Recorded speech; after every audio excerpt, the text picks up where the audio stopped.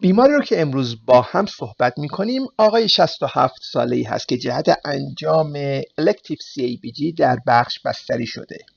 سابقه 10 ساله‌ای از دیابت و فشار خون بالا رو داشته که با دارو تحت درمان بوده.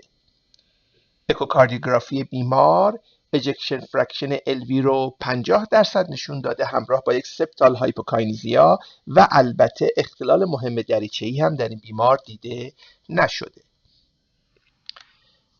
نوار قلب بیمار در روز بستری رو ملاحظه می‌کنید. من چند لحظه‌ای سکوت می‌کنم تا به این نوار قلب با دقت نگاه کنید.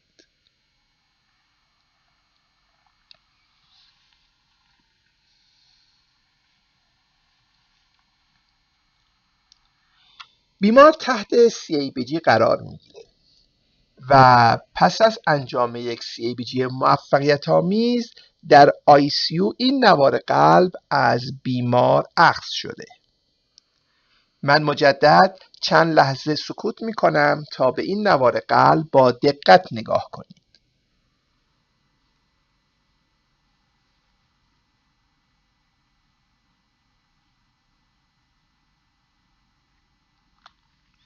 چست ایکس ری که از بیمار گرفته شده رو ملاحظه می کنید. همان گونه که می بینید هیچ گونه کامپلیکیشن مهمی به نظر در این چست ایکس ری وجود نداره. بیمار تحت اکوکاردیوگرافی در ICU قرار میگیره. همان گونه که ملاحظه می‌فرمایید اجکشن فرکشن بطن راست و چپ در محدوده قابل قبول و تقریباً در محدوده حدود 50% عرضه میشه برای بطن چپ.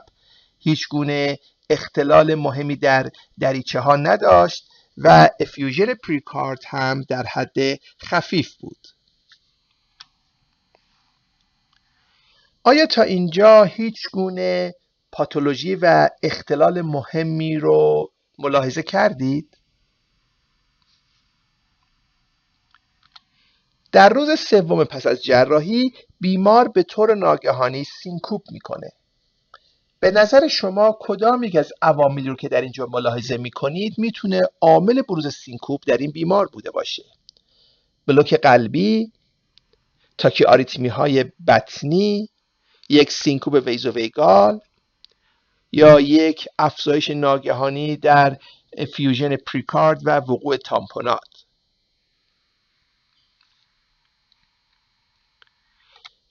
اجازه بفرمایید نوار قلب های بیمار رو در روز بستری و پس از جراحی مجدد با هم مرور کنیم.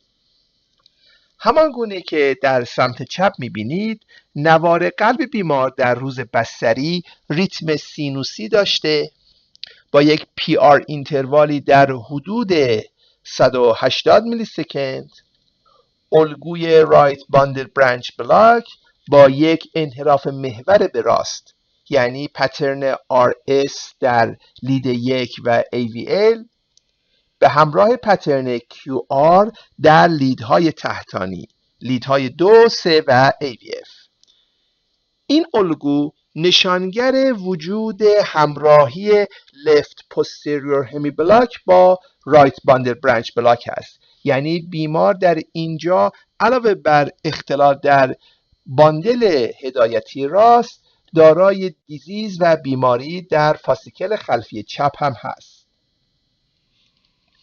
پس از جراحی همان گونه که ملاحظه می کنید ریتم بیمار همچنان سینوسی اما تاکیکارد هست که میتونه به جهت داروهایی باشه که جهت بیمار تجویز شده مانند اینوتروپا. اما برخلاف انتظار میزان PR علیرغم افزایش ریت سینوسی به میزانی افزایش پیدا کرده و حالت فرست دگری داره. علاوه بر اون پترن رایت باندل برانچ بلاک دیده میشه که البته در پریکوردیال لیدها نسبت به قبل از جراحی مقداری تفاوت وجود داره. اما مهمتر از اون انحراف محور به سمت چپ هست. یعنی در لیدهای تحتانی شما الگوی RS رو ملاحظه می کنید همراه با یک الگوی QR در لید 1 و AVL که نشان دهنده وجود رایت باندل برانچ بلاک با لفت آنتریور همی بلاک هست. همان گونه که دقت کردید در روز بستری و پس از جراحی شما بیماری رو در هر سه فاسیکل اصلی قلب دارید میبینید، یعنی رایت باندل برانچ بلاک، لفت پوستریور همی بلاک و در اینجا لفت آنتریور همی بلاک. در حقیقت شما یک alternating bundle branch block بین فاسیکل قدامی چپ و فاسیکل خلفی چپ رو ملاحظه می کنید. این نشانگر بیماری منتشر در سیستم هیسپورکینج هست.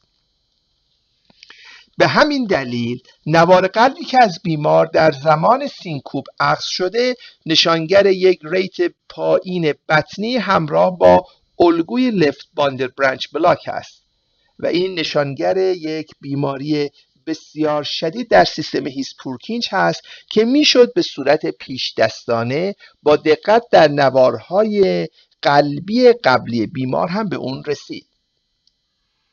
این بیمار تحت درمان با پیس میکر دائم 2 حفره‌ای قرار گرفت و با حال عمومی خوب از بیمارستان ترخیص شد. خواهش میکنم قبل از به پایان رسیدن این ویدیو به نکات مهمی که در اینجا اشاره کردم توجه کنید. مشاهده سریالی نوار قلب در بسیاری از مواقع میتونه به صورت پیش دستانه از عوارض ناگوار جلوگیری کنه. خیلی خوشحال خواهم شد که نظراتتون رو در کامنت های زیر این پست بفرمایید. حتما در این زمینه شما هم تجربیات گرانقدری دارید که میتونین اونها رو با ما به اشتراک بگذارید. شاد و سلامت باشید.